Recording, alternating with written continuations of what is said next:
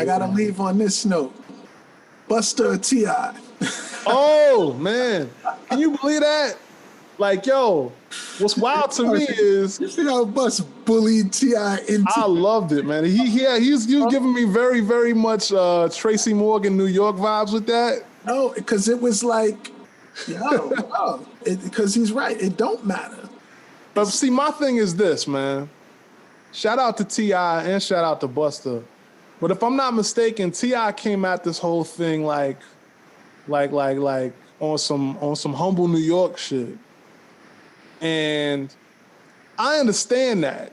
You know what I'm saying? As a New Yorker in Atlanta, and I know you can relate, you know, spending a lot of time in Atlanta yourself with being a New Yorker, and just like hip hop historically, you know, New York is obviously the mecca and the root, but New York got thwarted by its own hubris on some industry shit, if you really want to, you know, look at it sociologically, because I remember coming up, you know, obviously, you know, just the nature of New York in itself being like, you know, considered the first city, you know, the port for the country, and historically being the spot like all the immigrants would come in and then spread out throughout the country, and you know, like the shipping would come in and then spread out throughout the country. You know what I'm saying? Like New York to Chicago. The reason they call Chicago the second city is because Grand Central Station would basically go from New York to Chicago. You know what I'm saying? And it's like, all right, now you got Penn Station going north and south.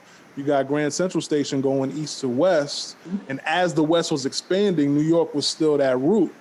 So with the invention of hip hop, New York being that route, but obviously expanding internationally, but before internationally, it expanded, you know, to the west, to the south, to the Midwest, to the deep south, to the Wild West. You know what I'm saying? Absolutely. And you have all of these scenes building their own scene, making their own voice.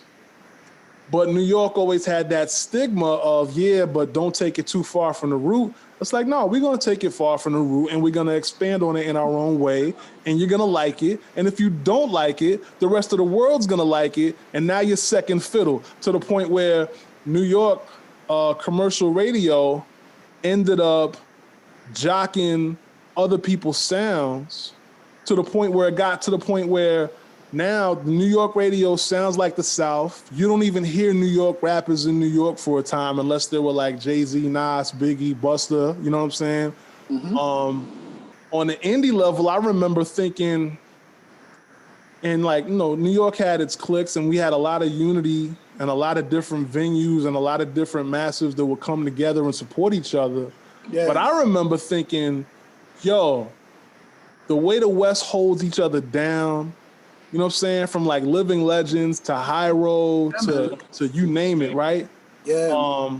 The way the South holds each other down because they feel like they have to the point where Andre comes through and says the South has something to say at the Source Awards, and that creates all of this tension, right?